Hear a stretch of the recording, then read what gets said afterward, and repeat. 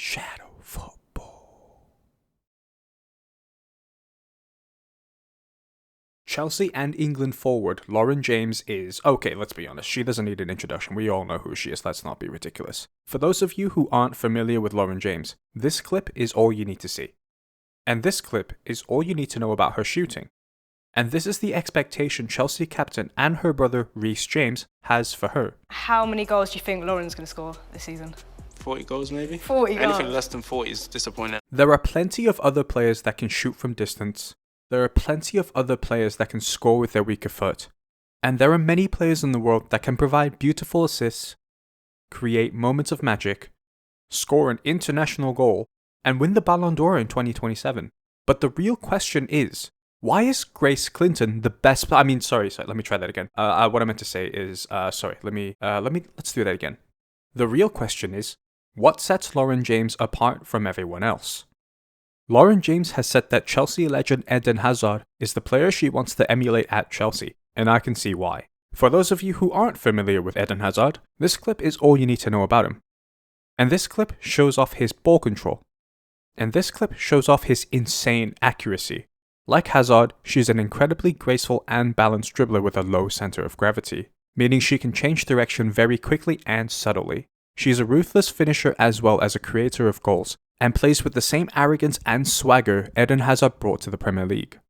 However, one key difference between the two of them is that since she's come to Chelsea, Lauren James has largely simplified her game and doesn't take on as many defenders as physically possible. It's easy to think that because of her balance and grace, you'd think she's the kind of player that can Graham Hansen her way through a whole team and score. Even though I have no doubt she has the ability to do that, that's not really her game. James doesn't carry the ball for the sake of beating defenders. She carries the ball so that she can either get herself in the good position to play an attacking ball, or be within range to shoot. Against Liverpool, she plays a good ball in for Sam Kerr.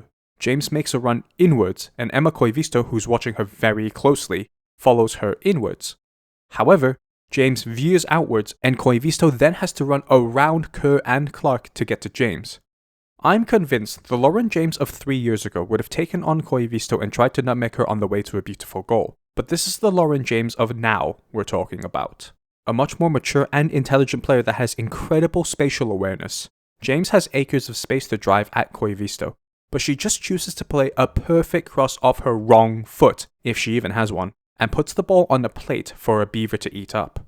I think Lauren James's intelligence and awareness of her surroundings are two qualities that are largely overshadowed by her insane dribbling ability. She has really learnt to pick her moments, and in this case, future England number 9 Aggie Beever-Jones benefits from a lovely cross to head home for a fantastic goal. I think Lauren James is one of the best players in the WSL at creating a yard of space for herself. The two players in my mind that are wonderful at this as well is Niamh Charles' best friend Lauren Hemp. We need to look like we're mates. And Leeds United fan and Manchester United player Leah Galton.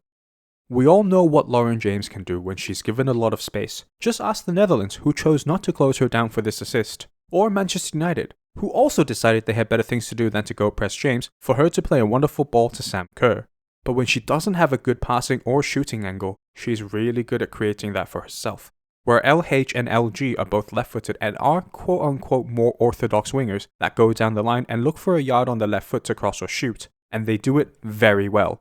It's a bit of a one-trick pony at times with them, but that pony is capable of a roundhouse kick to the face and knock you out every single time. LJ is capable of doing that on both feet. She's equally comfortable cutting inside as she is going down the line, and this is what makes her so hard to defend, as you can face your hips in 5 different directions at the same time and still end up on the floor when you face Lauren James.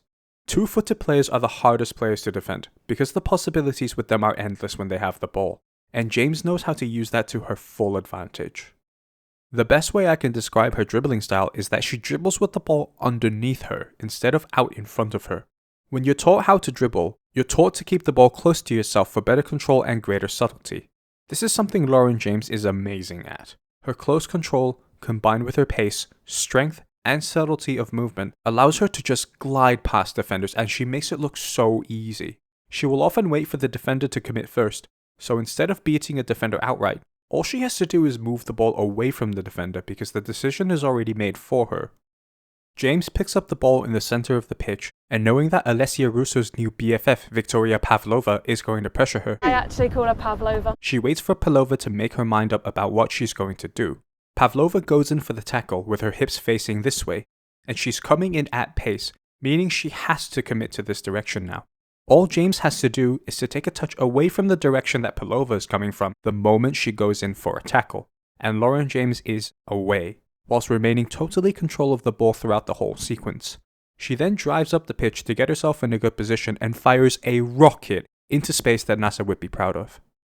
So, what sets her apart from everyone else? Well, to answer that question, welcome to Shadow Football's Dad Joke of the Week. What's the difference between a good joke and a bad joke? Timing. Her timing is impeccable, that's what I'm trying to say. Please work with me here. That was the joke. Yeah. And for the second dad joke, I'll need a bit of help from Manchester United legend Roy Keane. I wanted to be a doctor when I was younger, you know that. But I had no patience. Yeah. Lauren James's timing and patience makes her a very elusive dribbler. She often knows what the opponent is going to do, which makes things so much easier for her when trying to dribble away from defenders. Sophie Ingle passes the ball to James and she takes a touch to get it under control. Amy Rogers is facing this way, and since Lauren James stood still, she is essentially inviting Rogers to make the first move. Her patience pays off as Rogers commits to this direction, which prompts James to dribble away from her and turn at the same time. It's theoretically very simple stuff, but she makes it look so easy when it's really not. James turns away and fires a rocket into the top corner. A key part of finding the timing to dribble past a defender is to look at where their hips are facing.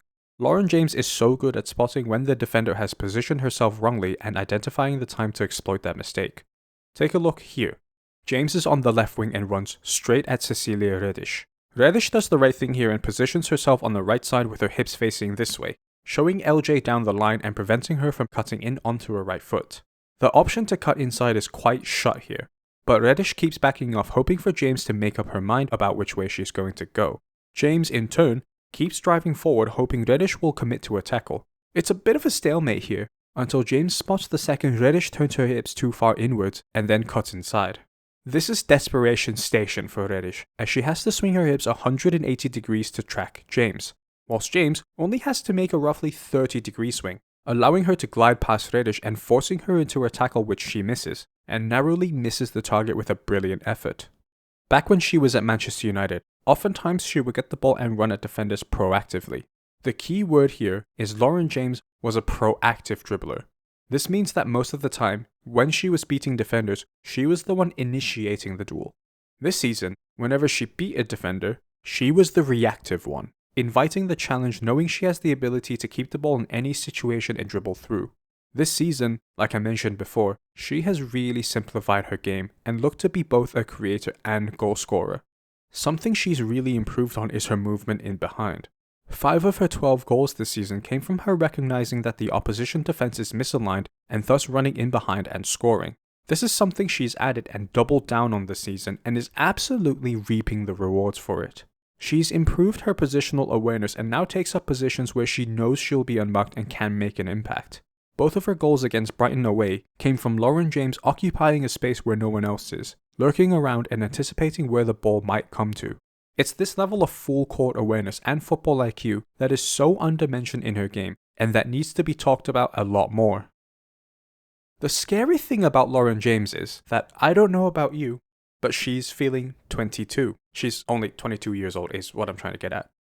In the span of 5 years, she's evolved from a winger full of tricks and flair to a forward that has found a way to maximize her skill set and consistently provide goals and assists for her team.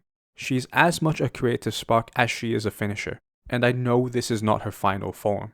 There are moments when she does have tunnel vision and goes for a shot when the pass could have been a better option, but when she manages to cut this out of her game, she will be properly scary. It is frightening to see how good she will get when she's seemingly at the height of her powers now, with her entering her prime in a couple of years. It will be amazing to see how high her ceiling will be, if we can even manage to see it.